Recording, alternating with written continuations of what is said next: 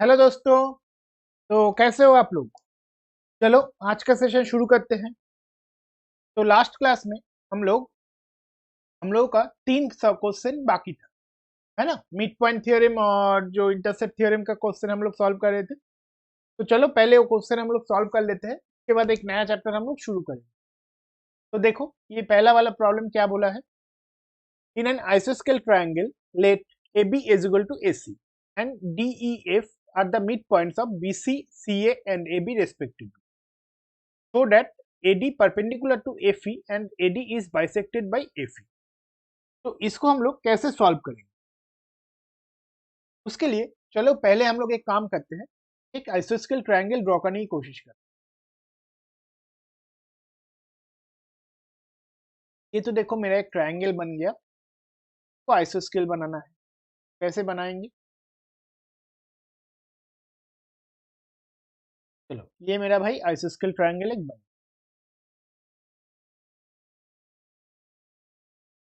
का नाम दे देते हैं कि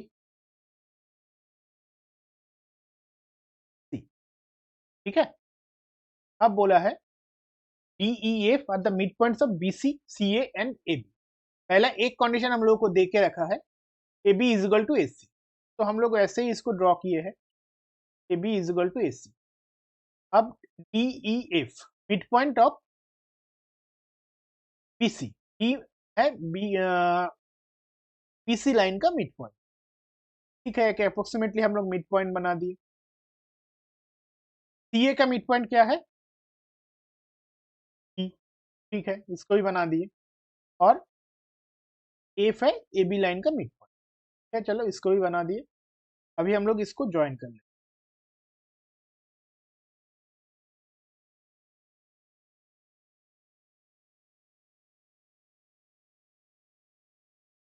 अब भाई ये बोल रहा है AD perpendicular to F E. तो क्या करना पड़ेगा? एडी मतलब क्या हो रहा है? ये line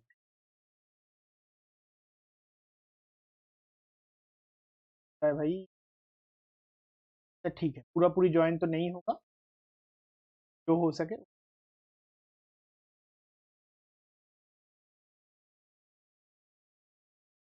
and AD bisected by F, ये भी दिखाना है। तो हम लोग कैसे दिखाएंगे इसको?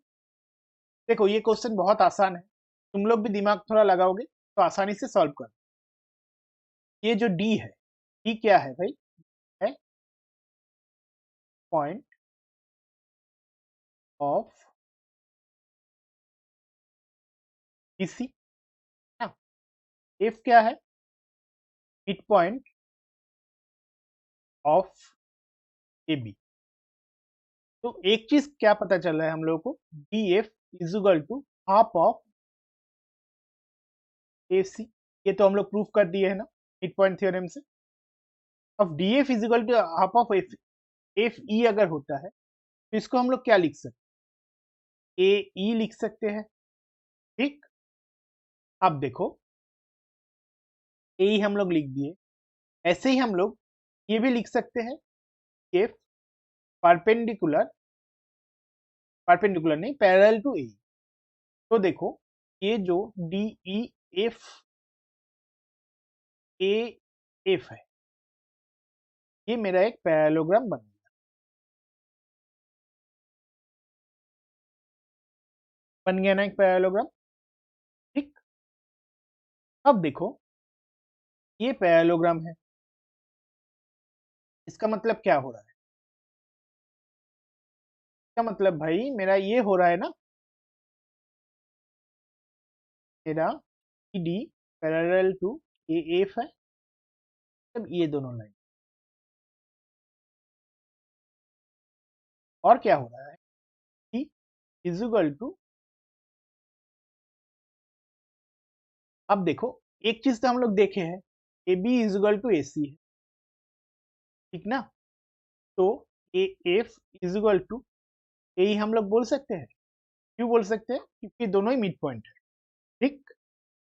तो A F is equal to A ही है, तो इज इक्वल टू क्या हो रहा है? Is equal to E D होगा, है ना? और ए ई का इज इक्वल टू हम लोग क्या देखे थे? ई एफ देखे थे। तो ये चारों लाइन, मेरा ये जो चारों लाइन है, ये चारों इक्वल है। अब भाई मेरा ये जो है, ये जो क्वाड्रिलेटरल है, ये एक पैरेललोग्राम है। अभी हम लोग पैरेललोग्राम में प्रूफ कर दिए चारों लाइन एक दूसरे के इक्वल है। तो क्या हो रहा है, ये तो अल्टीमेटली मेरा एक, ये क्या बन गया, ये एक रोम्बस बन गया ना। अब रोम्बस का एक बहुत इंपॉर्टेंट प्रॉपर्टी क्या है, दो डायगोनल, ये जो दो डायगोनल है दूसरे का परपेंडिकुलर, जैसे ही परपेंडिकुलर हो गया तो ए फी परपेंडिकुलर टू ए डी, लोग लिख सकते हैं ना, एक दूसरे को 90 डिग्री में कट करता है, ये तो हम लोग पढ़े हैं। ठीक, अब और क्या लिख सकते हैं, एक दूसरे को बाइसेक्ट भी करता है, ये भी हम लोग पढ़े हैं, है ना। कोई भी पैरेललोग्राम का दो डायगोनल एक दूसरे को बाइसेक्ट है, ये भी पढ़े हैं। तो क्या और कुछ बचा है क्वेश्चन में, ये तो है, ये दोनों ही हम लोग को पूछा गया था, हम लोग प्रूफ कर दिए। ठीक है, कोई डाउट है, नहीं है तो चलो नेक्स्ट प्रॉब्लम देखते हैं। देखो प्रॉब्लम क्या बोला है, triangle ABC DEF at the midpoints of the sides AB, BC and CA. So that the triangle ABC is divided into four congruent triangles by joining DEF in pairs. अब भाई इसको कैसे प्रूव, कोशिश किया जाए। चलो कोई भी ट्रायंगल बोला है तो हम लोग एक स्केलिन ट्रायंगल बना,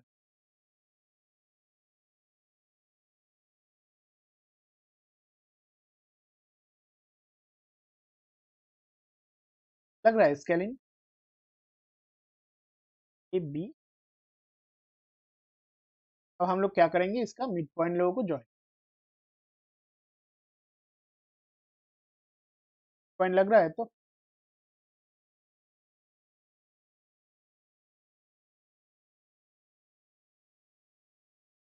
ठीक है। DEF at the midpoints of sides AB, BC, C, ये तीनों मिड पॉइंट, ठीक है। अब देखो तो इसको कैसे प्रूफ करोगे, देखो इधर से हम लोग एक चीज तो लिख सकते हैं, AD पैरेलल टू AFE का पैर, और AD is equal to AFE, ये भी लिख सकते हैं। ये क्यों लिख सकते हैं, क्योंकि if half of equal to half of है, तो एक्चुअल में है। तो ये मेरा जो क्वाड्रिलेटरल है, ये मेरा एक पैरेललोग्राम है, ठीक ना। ये पैरेललोग्राम है और DF है एक मेरा क्या है, डायगोनल। तो एक डायगोनल, एक ये दो ट्रायंगल को दो कॉन्ग्रुएंट ट्रायंगल में डिवाइड करता है। तो हम लोग क्या लिख सकते हैं, triangle AD congruent to triangle DF, ठीक। तो एक करके मार्क, नेक्स्ट चलो।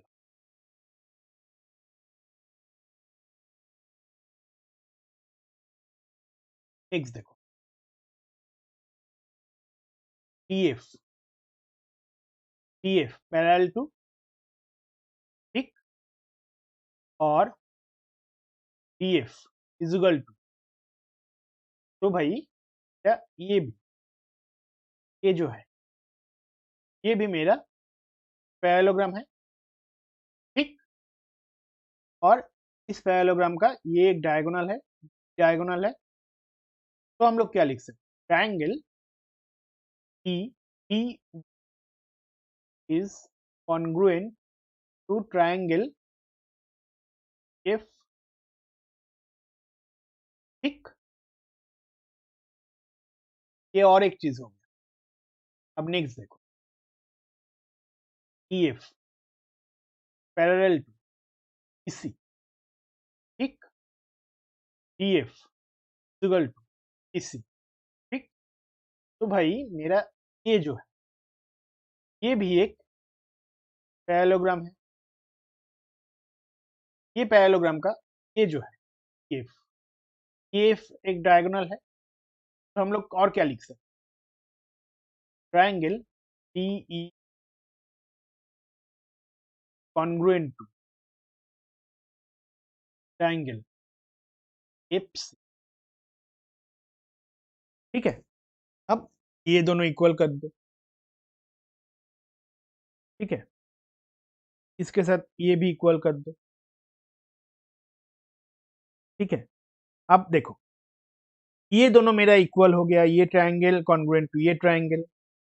अब ये ट्राइंगल मेरा कॉन्ग्रुएंट टू ये ट्राइंगल है, तो ये ट्राइंगल इसके साथ कॉन्ग्रुएंट है। तो अल्टीमेटली क्या हो रहा है, ये जो चार ट्राइंगल मेरा फॉर्म हो रहा है, ये जो चार ट्राइंगल मेरा फॉर्म हो गया, ये चारों क्या एक दूसरे के साथ कॉन्ग्रुएंट है। हो गया ना प्रूफ? आसान था सवाल, कोई डाउट है? नहीं है तो नेक्स्ट प्रॉब्लम देखें। चलो नेक्स्ट देखते हैं क्या बोला है। नेक्स्ट वाला और भी आसान, ये बोला है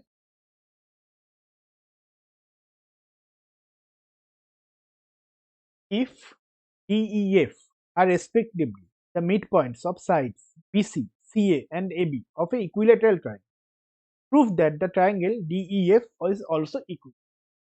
इसको कैसे करें, के लिए चलो और एक इक्विलैटरल ट्रायंगल ड्रॉ।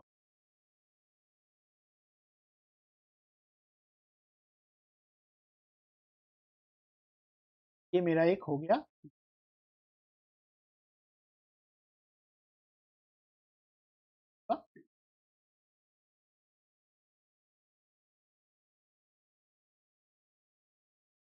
पॉइंट को ज्वाइन कर देते हैं ज्वाइन।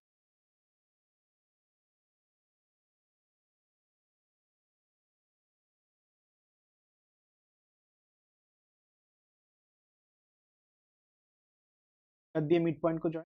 पॉइंट का नाम, सी का मिड पॉइंट क्या है भाई, ये का मिड पॉइंट क्या है, और का मिड पॉइंट। अब बोला है भाई ये जो मेरा ट्रायंगल है ये भी एक इक्विलैटरल ट्रायंगल है। इसको कैसे प्रूफ करोगे बोलो तो? देखो ये कितना आसान है बोलो तो। ये देखो E D is equal to F है, ठीक ना? कैसे हो गया ठीक? ठीक तो होगा ही। E D is equal to half of A B है ना, ये मेरा E D is equal to half of A B है। कितना बार प्रूफ किया, is equal to A F है। अब हाफ ऑफ ए बी मतलब क्या हुआ, half of A C is equal to half of E C, है ना? तो अल्टीमेट क्या हो रहा है, हाफ ऑफ ए सी क्या है, ए ही बोल सकते हैं, और हाफ ऑफ बी सी मतलब क्या बोल सकते हैं, बी डी बोल सकते हैं, कुछ भी बोल सकते हैं ना। अब देखो ए का इक्वल है, ए जो है ए का इक्वल क्या है, डी एफ है, ये वाला ए का इक्वल, ठीक ना? सिमिलरली बी डी का, जो बी डी है इसके इक्वल क्या है, ये है। देखो तो E D is equal to F is equal to, तो ये ट्राइंगल का भाई मेरा तीनों साइड इक्वल है। क्या हुआ, इक्विलैटरल ट्राइंगल, बात खत्म। कोई डाउट है? नहीं है तो चलो नेक्स्ट चैप्टर शुरू करें। थोड़ा देर रुको, चैप्टर में शुरू करता हूँ।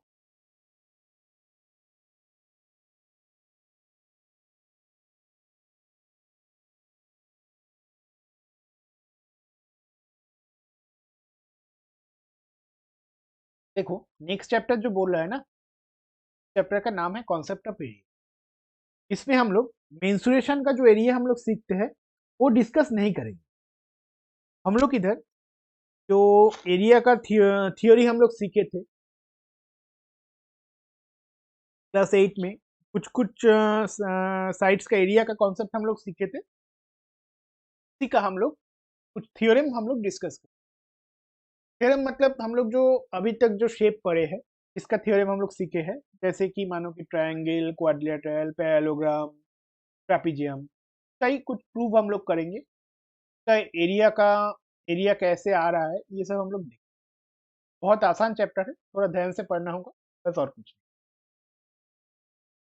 ठीक है, करें। चलो, डेफिनेशन क्या है? A plane figure enclosed by 4 lines. ये क्या एरिया है? नहीं है ना? एक सेकेंड रुको, तो गलत लिख दिया शायद।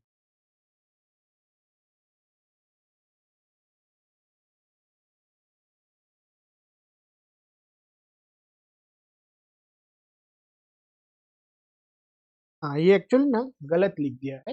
एक्चुअली क्वाड्रेटरल का डेफिनेशन, इस स्लाइड को छोड़ दो, नेक्स्ट स्लाइड में देखो कुछ डेफिनेशन। पहले बोलो प्लानरिज्म क्या है। ये तो हम लोग जब 2D 3D शेप पढ़ रहे थे, कहीं देखे थे ना। बेसिकली क्या है प्लानर रीजन है, तो 2 डायमेंशनल शेप में कोई भी जगह को एनक्लोज जो कर रहा है, वो कोई भी शेप हो सकता है। ऐसा शेप हो सकता है, ऐसे ऐसे करके कुछ शेप हो सकता है। तो बेसिकली हम लोग क्या करते हैं ना, रेगुलर शेप को लेके ही बात करते हैं। और इसके अंदर में जो जगह होता है, इसको हम लोग प्लानर रीजन बोलते हैं। ये जो शेप है, इसके अंदर में जो जगह होता है, प्लानर रीजन। अब एरिया क्या है? एरिया है द मैग्नीट्यूड और measure of the planar region enclosed by a closed figure. अब हाँ, इसको एरिया को हम लोग क्या बोल रहे हैं? एरिया को हम लोग एक्चुअली बोल रहे हैं, ये जो प्लानर रीजन हम लोग ड्रॉ किए, ये जो प्लानर रीजन हम लोग ड्रॉ किए ना, इसका कुछ मेजर होगा, कुछ क्वांटिटी तो मेजर करना होगा ना। मानो कि हम लोग बोले कि मेरा एक स्क्वायर फील्ड है, तो इसका मेजर क्या होगा? इसको हम लोग एरिया बोलते हैं। इसका यूनिट क्या होता है? मानो कि एरिया का जो लेंथ है, जो लेंथ मानो कि जो ब्रेथ है, लेंथ है, इसका बेसिकली लेंथ और ब्रेथ लेके ही हम लोग बात करते हैं। उसका यूनिट जो है उसका स्क्वायर होता है। मतलब अगर सेंटीमीटर होता है तो सेंटीमीटर स्क्वायर बनेगा, अगर फुट होता है तो फुट का स्क्वायर वो। अगर मानो कि इसको हम लोग यूनिट बोलते हैं तो यूनिट स्क्वायर होता है। और जब लिखते हैं हम लोग क्या लिखते हैं? स्क्वायर।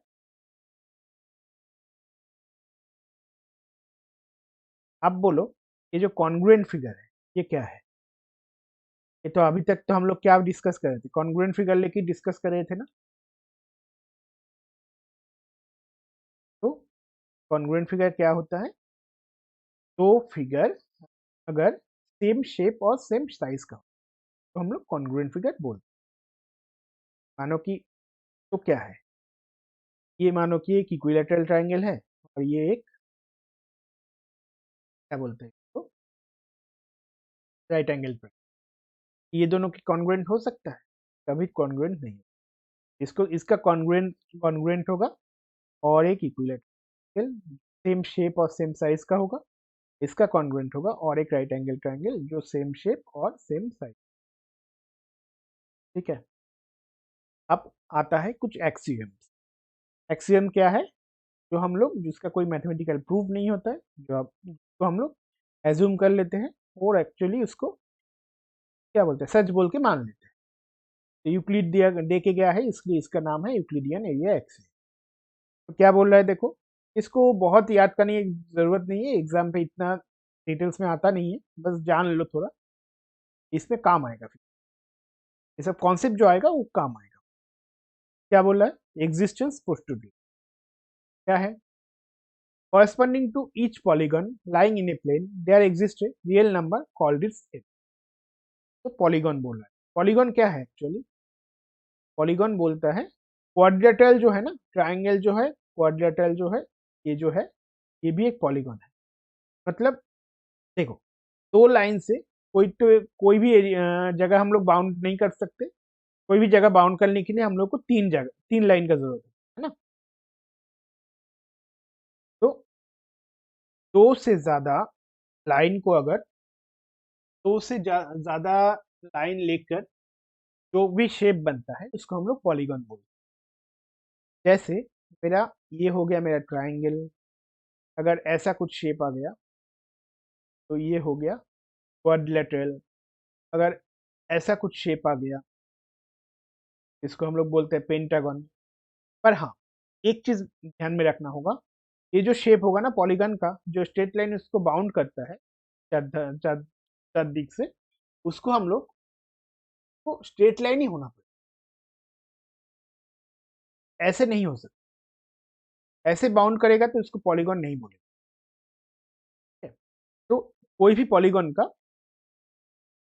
जो एक प्लेन में स्टे कर रहा है उसका एक जगह उसको कवर करता है, उसको हम लोग एरिया बोलते हैं। ये हो गया एक्सिस्टेंस पोस्टुलेट। नेक्स्ट क्या है? Dominance postulate. ये क्या बोल रहा है? For two reasons R1 and R2, if R1 is a part of R2, the area of R1 is less than equal to area of R2। ये क्या है? मानो कि मेरा एक क्वाड्रिलेटरल है। ये क्वाड्रिलेटरल को हम लोग R करके नाम, सॉरी, इसको हम लोग R2 करके नाम, और इसका अंदर में छोटा सा एक है ट्राइंगल शेप का कुछ है R1। तो क्या होगा? अगर R1 R2 के अंदर में है, R1 का जो एरिया होगा, area of R is than equal of, इसको रियल लाइफ कैसे एग्जांपल? अच्छा, इसको देखो। मानो कि हमारे पास एक रेक्टेंगुलर टाइप का रेक्टेंगुलर छोड़, मानो कि तुम्हारे पास राउंड शेप का फील्ड है, फील्ड के अंदर एक स्क्वायर शेप का है। ये फील्ड का तुम नाम दे दो, फॉन्ट का नाम दे दो तुम। तो R1 का जो एरिया होगा, area of R is then area of R। अभी से तो हम लोग less than equal to sign क्यों यूज करें? ये मानो कि इसका अगर शेप, इसका जो एरिया का कैलकुलेशन है, सर्कल का एरिया हम लोग क्या जानते हैं? सर्कल का एरिया पाई आर स्क्वायर होता है, लोग मेंसुरेशन में और स्क्वायर का एरिया क्या होता है? स्क्वायर का एरिया ए स्क्वायर होता है, जहाँ की ए उसका साइड। अगर मानो कि numerically a square is equal to pi r square ये हो, बाई चांस, बोलो बाई चांस, इसलिए लेस देन इक्वल, कभी भी एरिया ऑफ R1 ये चीज कभी नहीं है, ग्रेटर देन कभी नहीं हो। ये यूक्लिड हम लोग को बोल दिया गया है, हम इसको हम लोग सच बोल के मान लेते हैं। ठीक है, नेक्स्ट क्या है? Postulates of additivity. ये क्या चीज है? If two reasons R1 and R2 are non-overlapping, then total area of the two regions, area of R1 plus area of R2। अब क्या है? मानो कि एक तुम्हारे पास एक फील्ड है सर्किल शेप का, और एक फील्ड है का, इसको R1 नाम दे दो। तो क्या होगा? ये दोनों का एरिया का जो सम है, देखो नॉन ओवरलैपिंग है, एक दूसरे को जगह में नहीं आ रहा है। ये कोई दूसरा जगह पे है, ये कोई दूसरी, तो area of R plus area of का, ये दोनों का अगर टोटल एरिया का कैलकुलेशन। ठीक है,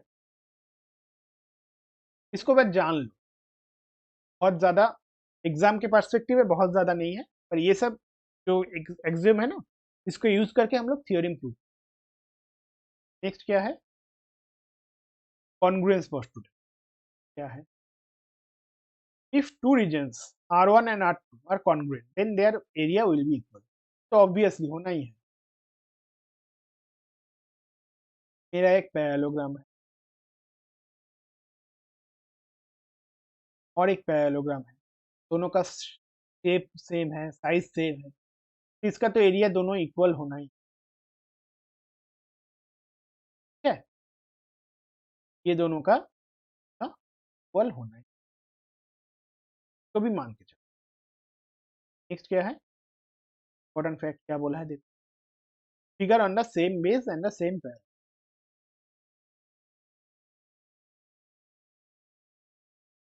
तो पढ़ो एक बार, two figures said to be on the same base and between the same parallels if they have common side vertices opposite to the common base of each figure lie on a same on a line parallel to the base। अब ये क्या होगा, समझ में आया क्या है? तो ऐसे समझ, मानो कि एक लाइन लाइन है, इस लाइन के ऊपर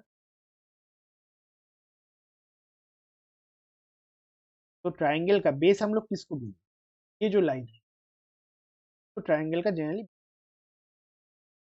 बेस कहाँ से कॉन्सेप्ट है देखो तो एक बार।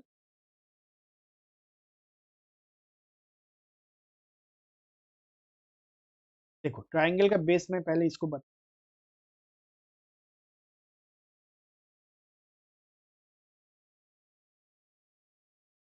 लोग जब क्लास 8 में ट्राइंगल का एरिया का कैलकुलेशन, एक चीज हम ट्राइंगल का क्या होता है, हाफ इन इस ये पढ़े थे ना। तो बेस क्या है, बेस है कोई भी लाइन, ये मेरा ठीक है, इसका कोई भी लाइन लोग जनरली बीसी को ले लेते हैं, एसी को भी ले सकते, बीसी इसको हम लोग बेस बोल देते हैं, और ए जो है ए इसका भाटेस है, ठीक है ना। तो ए से परपेंडिकुलर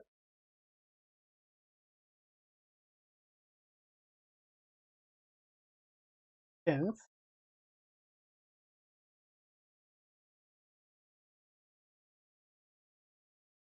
हम लोग इसका, है। तो देखो अभी कॉन्सेप्ट ऐसे ही एक और एक चीज, पैरेललोग्राम, पैरेललोग्राम का हम लोग बेस कैसे पकड़, इसका भी कोई भी साइड को बेस में कर,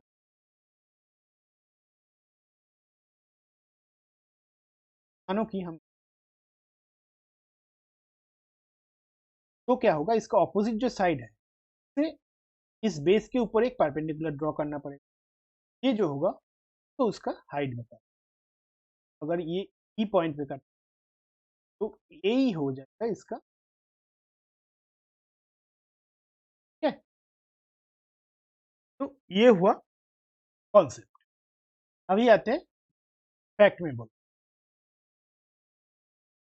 to figures are said to be on the same base and between the same parallel. देखो तो क्या हो रहा है, मानो कि क्या एक ट्रायंगल है,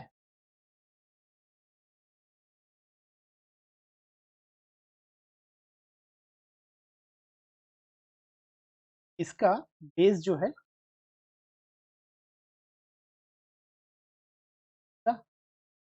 हाइट जो होगा, अब हम लोग क्या करेंगे, वर्टेक्स से और एक इसी के पैरेलल और एक लाइन ड्रॉ, ठीक है।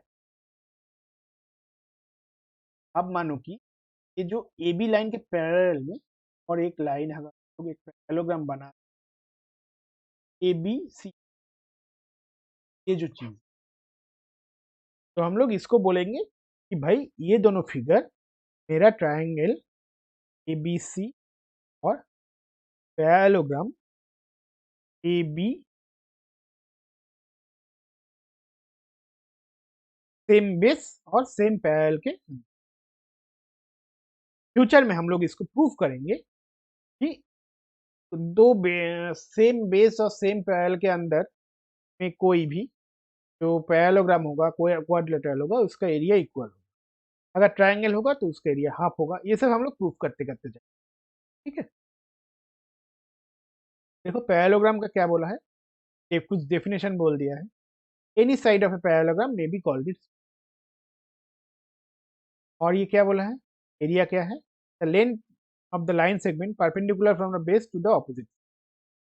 क्या है ये, एक्चुअली ये एरिया नहीं होगा।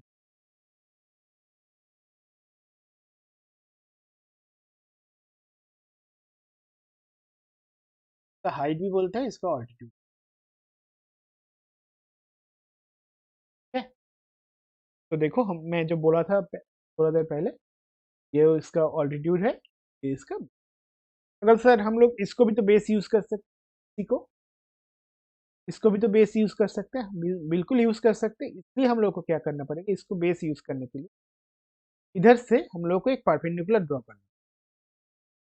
अगर बीसी को मानो तो बेस यूज किए, तो ये जो डी लाइन है, इसके ऊपर क्या करना पड़ेगा ना, एक परपेंडिकुलर ड्रॉ करना। ठीक है, तो एक्चुअली में कॉम्प्लिकेटेड हो जाता है। ये हम लोग हॉरिजॉन्टल जो लाइन है, एक्स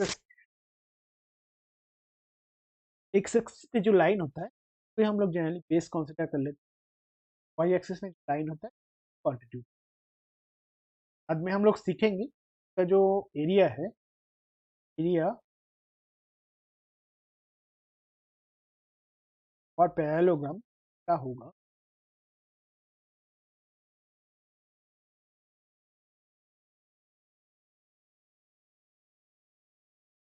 हम लोग बहुत फार्मूला सीखेंगे। नेक्स्ट देखो हम लोग का थ्योरम आ जाता है, तो हम लोग थ्योरम को नेक्स्ट क्लास में डिस्कस करेंगे। ठीक है, ये देखो जो बोला था, parallelogram on the same base and the same parallels are equal in area. ये सब थ्योरम का हम लोग नेक्स्ट क्लास से डिस्कस करना शुरू करेंगे। ये क्लास, ये चैप्टर में बहुत सारा दिन टाइम लगने का चांसेस कम है, हार्डली 3-4 क्लास से खत्म। तो क्लास को मैं आज इतना तक ही रखता हूँ। नेक्स्ट क्लास में फिर मिलते हैं और ये सब ठीक है। आज के लिए इतना ही, नेक्स्ट क्लास में फिर मिलते हैं। Thank you.